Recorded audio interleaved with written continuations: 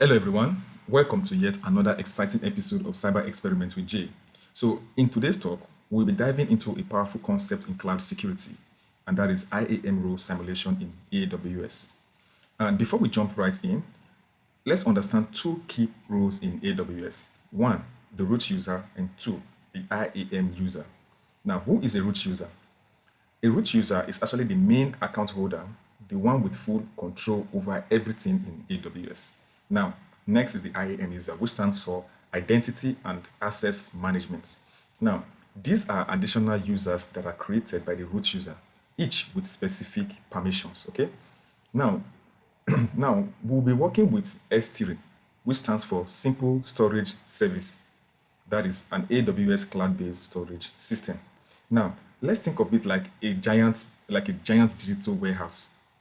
That's S3, where you store your files, images, videos, backups, pictures, whatever you're storing in your S3 buckets. Okay. Now, you organize your data in buckets and control who can access them using IAM policies. Now let's break all of this down using a very simple analogy. All right. So in this analogy, let's assume that AWS is actually a company, right? In that company, the root user is the boss of the company, the one with full access, full control, and full power. All right. The boss now hires a new employee. Now let's call our employee the IAM user. Okay. But here's this twist. When the employee walks into the building, they can't enter any rooms because they don't have any key card. All right. And they can only have a key card unless the boss gives them a key card. Now, that key card is what we call a policy. In this experiment, we will give the IAM user a key card that allows them enter the storage room, which is the S3 buckets. Okay. We will test what happens when they have no key card and then what happens when they are given one. All right. So stick with me throughout this video and let's simulate the experiment. All right, so as you can see, we are already logged in to our AWS account, which is the root user, as you can see. So by default, once you create a new AWS account, by default, you are a root user, okay? So in the process of creating your AWS account, you enter your credentials, your credit card information. When you are through with the signing up, you log in. This is what your welcoming page will look like. And by default, you are a root user. So for the purpose of this experiment, let us go and create a new user, which is the IAM user. All right. So the IAM user is assumed the employee that was hired by the boss. So to create an IAM user, you go to this search bar and you type IAM. All right. Let that opens and you take under services, you click on IAM. Okay. So let that opens. Now, on the left pane here, under this dashboard, you go to users, click on users. Now let's give so then you go to create user. So we are keeping this very basic, right? So what is going to be our user details? So let's give our IAM user a name. So let's call him an employee, right? So let's say an employee. So provide access to the AWS Management Console optional. Let's leave that for now. So we are keeping everything basic. We are just creating a user, all right, in the company, all right. So we are creating a new employee. So we click on next. Then permissions option is optional. So let's leave all of this. We'll come to that later. Click on next and yes, create user. Finally, our user is created and it's called employee. You see, our user is created and congratulations, first step is done. So we have a new employee in the building. Welcome. But now this employee does not have access to the storage room, which is the S3 bucket. So let's try and see if the employee can access the S3 bucket. So to do that, click on the employee. Go to security credentials. Now we are going to enable console access. Okay, so we want to give the employee your username and password to be able to open their own dashboard, right? So click on enable. So here we're just going to go with the default auto-generated password, all right? So we click on enable console access. So now the IAM user is fully created, right? So let's click on the console to sign in our new IAM user. So I'll head on to new private window and paste the address and click on open. All right, then the username, let's copy it and let's go back. See the sign in page automatically. Once you enter the web address, the account ID comes up. So give the username, and that's the username is employee, as you can see, employee. Then the password, let's copy. Yes, That is it. And sign in as the IAM user. As you can see, IAM user sign in, right? All right, so the page is open now. Let's go to S3 bucket. So let's search for S3, right? So click on that S3, which is our storage facility. Okay. So underneath, we click on all the services. We click on S3. Okay. So let's see if this our new employee can access the S3 bucket.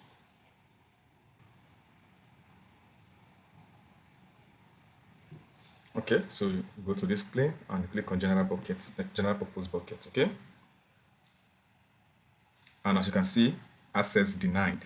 So this user, this employee cannot enter the storage room. All right. So yes, the user does not have access to the storage room. Now let's go back and give this user access to the storage room. Okay.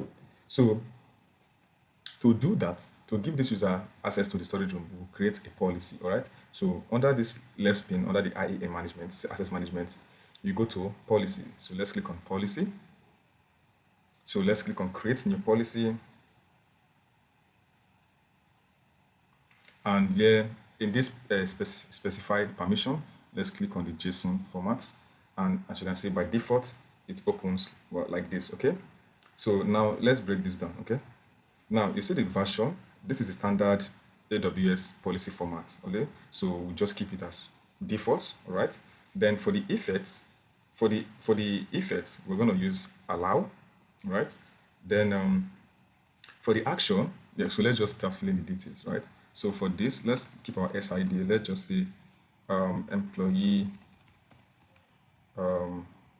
access, right? Let's just say employee access, all right? Then for the action, let's delete this. So for the action, let's say S tier, right? Access. So you can see the star we have here. That's a white card saying that you can perform any action on this S3 bucket, right? So for the resources, let's remove this and let's put an asterisk there, all right? So this under the resources will means that this applies to all S3 buckets and objects, okay? So then for this action, S3, it means that the user can perform any action on the S3 buckets. That means they can list, they can write, they can delete, and they can do anything in this bucket. So with that, let's create our policy, right? So we go to next. Then policy details. What are we going to call this our policy so that we can always easily remember? Let's call it employee. Let's remember the names employee access. Okay, let's just say employee. Let's make it easier. No, let's just use that. Employee dash access dash S theory. Okay, I think that is good. So we click on create policy. Wow, our policy is created. So the policy is employee access S3 is created. Okay. Now, next, what are we going to do? We have created the conditions for this new employee to be able to access the storage room, right? So now, this is like giving the employee a master key card to every storage room, like I said earlier. All right. So now let's go and let's go and give the user that policy we just created. So click on the user, and under the user, click on the employee. All right.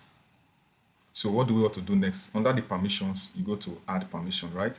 So either you create an inline policy, which we don't want to do because we already created the policy there, or we just can add permissions, right? So we click on add permission. So under the add permission tab, we go to attach policy directly. Then under this policy, we can now search for the name the name of the policy we just created for the employee, which is employee. Yeah, by default it comes out. So typing it to see it out. So let's select it and let's click on next and let's click on add permission, right? So let's see. Wow. So one policy is added. So that means our new user has been given the right to enter the storage room. So let's go back to our employee details. As you can see, it's employee here because we've changed from the analyst is the root user, right? So I've changed from the root to the employee. So we are an employee. So now let's just refresh and see if this access deny will be gone. So let's refresh. Yay, our policy worked. As you can see, the user now have full access in the S3 bucket. although we have not listed any bucket, we have not listed anything in the bucket, we have not added anything, we have not done anything listed in the bucket, right? But you can see that the access denied error message is gone. So that means the new user now have full access to list, delete, and write anything in the bucket, right? Good. So let's go back to the root user. Yeah, so now let's now assume that the company wants to hire more employees, right? So we want to hire, like, let's say 5 new employees, and these employees, we want to create a group for these employees and call them analysts. Let's call them Taiwan analysts, right? So now instead of this instead of the boss to keep writing new policies for each new user, you just want to group them under a bigger umbrella of a group, put them in a group because they are all level one tier, they are all level one analysts, right? So he wants to create a group and I'll assign that same policy to that group so that any new person or any new Taiwan analyst that comes to the company, maybe they are targeted to have like 10 10 Taiwan analysts in the company. So for every new analyst that comes to the company, there's no need to write new policies for them. So as long as the policies are already written for the group, they all have that. They all the policy will affect each user that comes into the group. So now to do this, let's go to user group. So let's go to a user group and let's create on create group. So what are we going to call our group? Let's call it Taiwan. Hope I'm correct. Taiwan dash, they called it analyst, right? Good. So just go down and create user group. So the group is being created. Good. So before we assign any new user to the group, let's go back to that. Let's go to the user. Let's go to the user, which is our employee.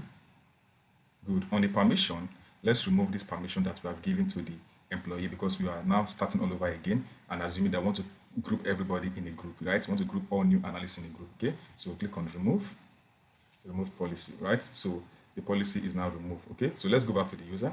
So we have an employee, right? So now just let's think about it. Let's just assume that we have employee 1, employee 2, employee 3, employee 4, employee 5, and all of the employee all year, right? So now we have created a new group, right? And we call it the Taiwan analyst group, right? So now we want to add those 5 or those imaginary 5 or let's say 5 new analysts to this group, right? So that once we create a policy for this group, any new employees that come under the Taiwan analyst will all have the same effect on the group instead of creating new policies for each user to make our work faster, right? So we click on the Taiwan analyst. So the group opens. So what do we want to do? We want to add user to the group, right? So we click on add user and you can see we have employees. So let's assume we are selecting 5 employees here. So we've selected the employee and we click on add user. So 1 user is added to this group. That's beautiful. So now let's go back to our, okay, so this is the group, and as you can see, you said 1 user is added. So let's assume this is now 5. So in the group, we have 5 user, imaginable 5 user, and you can see permission, there's no permission defined for this group, right? So let's go back to our IAM user or the employee that we have, right? So let's refresh and see if the employee have access to the S3 bucket currently, because this is a new scenario.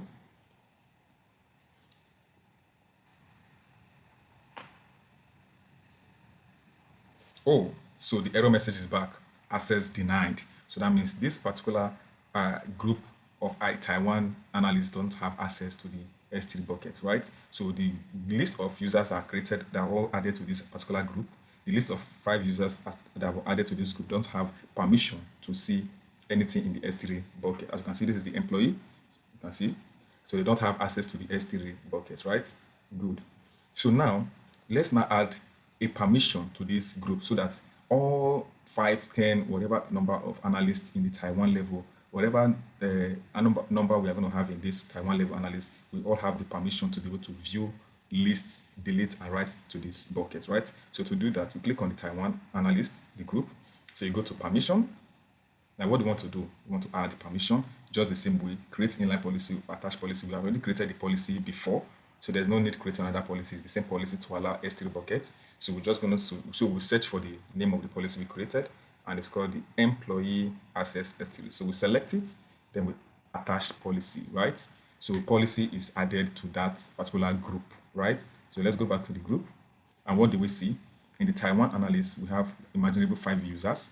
Then the permission is defined. So that means we have added permission to this group of Taiwan analysts. That means whatever number of analysts we'll be adding to this group are all going to have this access to, perform whatever access they can have in the S3 bucket. So instead of creating new user with new policy that will be time wasting, just create a new user, add them to this, Taiwan analyst group, right? So let's go back and see if our number of 5 analysts have access to the S3 bucket. So let's do that again.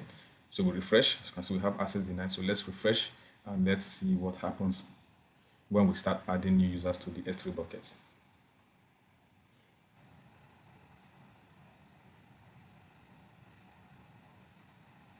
Good. Wow. So you can see our error is gone. Access denied error is gone. And that means all new analysts that will be coming into the company, Taiwan analysts that will come into the company, they are all going to have the full access to create and do anything in the storage facility, in storage room, as you can see. So they have full access to the S3 bucket. All of the analysis that will be in that particular group all have the same policies that will give them access to enter the S3 bucket, which is the storage room. So yes, so that is it for